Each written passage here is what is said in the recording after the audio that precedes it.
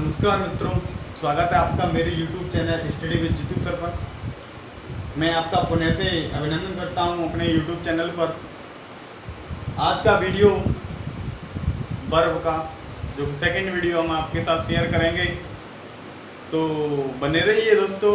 आप हमारे YouTube channel के साथ अभी तक अगर आपने हमारा YouTube चैनल सब्सक्राइब नहीं किया है तो प्लीज़ उसको सब्सक्राइब करें और उसको बेल आइकन को दबाना ना भूलें, ताकि प्रतिदिन का आने वाला जो वीडियो आपसे मिस हो।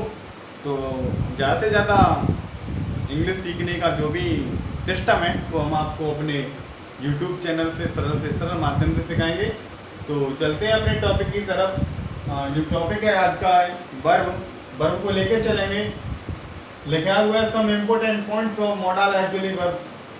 मॉडल एक्चुअली वर्ब के कुछ महत्वपूर्ण बिंदु हैं वो हम आपको सिखाएंगे, तो बने रहिए। लिखा हुआ है पहला रूल्स, मॉडल एक्चुअली वर्ब का यूज मेन वर्ब के रूप में नहीं होता है। मॉडल एक्चुअली वर्ब का यूज मेन वर्ब के रूप में नहीं होता है। जो आपका लिखा हुआ है सेंटेंस देखो, एग्जांपल के तौर पर I can lift this box.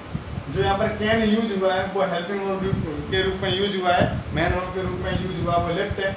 कहने का मतलब कि जो मॉडल है वो कैन, उसका यूज केवल और केवल सेंटेंस में हेल्पिंग वर्ब के रूप में होता है, मेन वर्ब के रूप में नहीं होता। जो इसकी फॉर्म है वो सभी सब्जेक्ट पर्सन के अनुसार सेम होती है। सेंटेंस लिखा हुआ है अगला, ही शुड वर्क हार्ड। देखो यहाँ पर जो शुड का यूज हुआ है मित्रों वो हेल्पिंग वर्ब के रूप में हुआ है, मेन वर्ब के रूप में वर्क का यूज हुआ है। कहने का मतलब ये हुआ कि मॉडल एक्चुअली वर्ब का यूज केवल और केवल सेंटेंस में हेल्पिंग वर्ब के रूप में होता है, मेन वर्ब के रूप में नहीं होता। इस वीडियो के माध्यम से आपको बस यही सिखाया जा रहा है कि जो भी मॉडल्स है, आपका मॉडल एक्चुअली वर्ब है, उसका यूज केवल और केवल हेल्पिंग वर्ब के रूप में होता है, सेंटेंस में मेन वर्ब के रूप में नहीं होता। आगे लिखा हुआ है दूसरा रूल्स, मॉडल एक्चुअली वर्ब की जो first form, second form, third form, S या ईएस फॉर्म नहीं होती है। कहने का मतलब जो model actually verbs can, could, may, might, will, would, should, जो कुछ भी हैं उनके साथ एस या ईएस लगा करके उनको सिंगुलर अथवा प्लूरल नहीं बनाया जाता, और ना ही उसकी कोई फॉर्म होती है। उनका जो भी फॉर्म होता है वो उनका खुद का फॉर्म होता है, ठीक है ना। आगे लिखा हुआ है कि इनका यूज सभी नंबर्स, पर्सन, सब्जेक्ट्स के साथ समान रहता है। कहने का मतलब ये हुआ कि जो भी पर्सन, जो भी नंबर्स है उसका चाहे सिंगुलर हो चाहे प्लूरल हो सब्जेक्ट, चाहे सब्जेक्ट आपका जो पर्सन कोई भी हो, और चाहे आपका सब्जेक्ट सिंगुलर हो तो प्लूरल हो, और चाहे आपका जो सब्जेक्ट है वो किसी भी पर्सन से संबंधित हो, उससे सेंटेंस पर कोई फर्क पड़ने वाला नहीं है, ना ही इस जो आपका मॉडल एक्चुअली वर्ब उस पर पड़ने वाला है, क्योंकि इसका यूज है चाहे सब्जेक्ट सिंगुलर अथवा प्लूरल, उसका जो नंबर है, उसका जो रूप है मॉडल का, वो सभी सब्जेक्ट के साथ सेम होता है। उसमें किसी भी प्रकार का आप परिवर्तन नहीं कर सकते। अगर ऐसा किया जाता है तो सेंटेंस की जो भी कंडीशंस होगी, जो भी अर्थ होगा और जो भी रूप होगा वो पूरी तरह से बिल्कुल ही गलत होगा। मित्रों बने रहिए। आगे लिखा हुआ है कि you should learn A lesson daily. You should learn A lesson daily.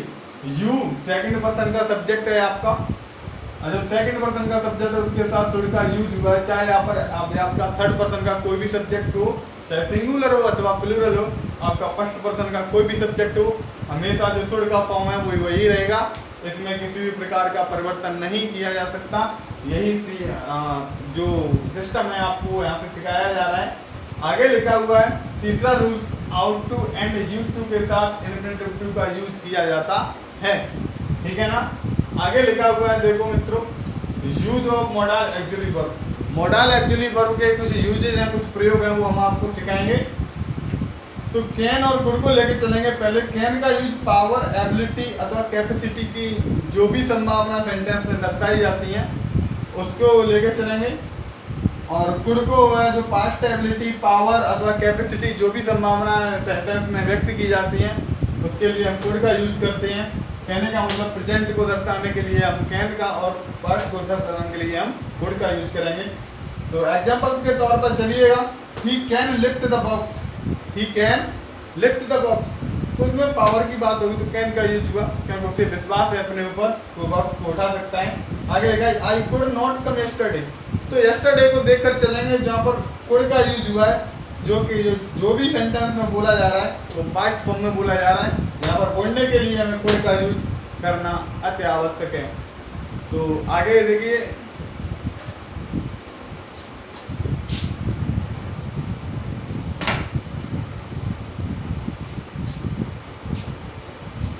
जो परमिशंस के भाव को व्यक्त करने के लिए भी कैन का यूज किया जाता है मित्रों। जो परमिशन का भाव कैसे, देखिए एग्जांपल के तौर पर you can go now, you can go now, तुम अब जा सकते हो। तो यहाँ पर परमिशन की भावना को व्यक्त करने के लिए भी हम कैन का यूज कर सकते हैं। कैन आई हेल्प यू, क्या मैं आपकी सहायता कर सकता हूँ। कहने का मतलब अनुमति, ठीक है ना। तो इस प्रकार की भावना को व्यक्त करने के लिए हम सेंटेंस में कैन का यूज कर सकते हैं। आगे लिखा थ्योरिकल पॉसिबिलिटी, जो थ्योरिकल पॉसिबिलिटी को व्यक्त करने के लिए हम कैन का यूज कर सकते हैं। किस प्रकार से, तथा जो लिखा हुआ है everyone can make mistake, everyone can make a mistake, प्रत्येक व्यक्ति से गलती हो सकती है या कर सकता है, ठीक है ना। तो थ्योरिकल पॉसिबिलिटी को व्यक्त करने के लिए, दर्शाने के लिए हम कैन का यूज पूरी तरह से कर सकते हैं। इसमें कोई भी किसी प्रकार की भेदभावना करने की कोई भी आवश्यकता नहीं है। आगे लिखा रिमोट पॉसिबिलिटी को व्यक्त करने के लिए हम कुड का यूज कर सकते हैं। रिमोट पॉसिबिलिटी भी आपको कैन अथवा कुड से वंचित नहीं होने देगी, और ये आप कैन और कुड का यूज रिमोट पॉसिबिलिटी के भी कर सकते हैं। जैसे एग्जांपल के तौर पर लिखा हुआ है there could be a bomb under your seat, ठीक है ना। तो आगे लिखा हुआ है कैन का यूज दोस्ताना को, जो दोस्ताना और निवेदन होते हैं उसके लिए भी कर सकते हैं। कुड का यूज औपचारिक निवेदन के लिए भी कर सकते हैं। लिखा हुआ है sentence can I take your bike, can I take your bike. इसी प्रकार से कुड को लेके चलेंगे, could I talk to mister Shukla. तो इस प्रकार से हम कह सकते हैं जो कैन का यूज है वो दोस्ताना निवेदन के लिए, तथा कुड का यूज हम औपचारिक निवेदन के लिए पूरी तरह से कर सकते हैं मित्रों, ठीक है ना। आगे नोट करके लिखा हुआ है कि एबल टू का यूज कैन कुड के साथ न करें, क्योंकि ये दोनों क्षमता दर्शाते हैं। नोट करके आपको यही बताया जा रहा है कि जब भी सेंटेंस में क्षमता की बात हो तो जो एबल का यूज होता है तो एबल टू के साथ कैन कुड का यूज न करें, अथवा इन दोनों को वर्ड मीनिंग सेम होता है, क्योंकि ये पहले से ही क्षमता दर्शाते हैं।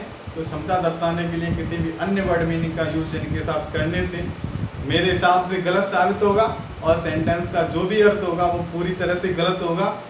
तो मित्रों आपको मेरा ये वीडियो पूरी तरह से शायद पसंद आया होगा, तो प्लीज़ मेरे वीडियो को लाइक करें, सब्सक्राइब करें और ज़्यादा से ज़्यादा शेयर करें। और इंग्लिश का सरल से सरल तरीका सीखने के लिए आप बने रहिए मेरे YouTube चैनल के साथ।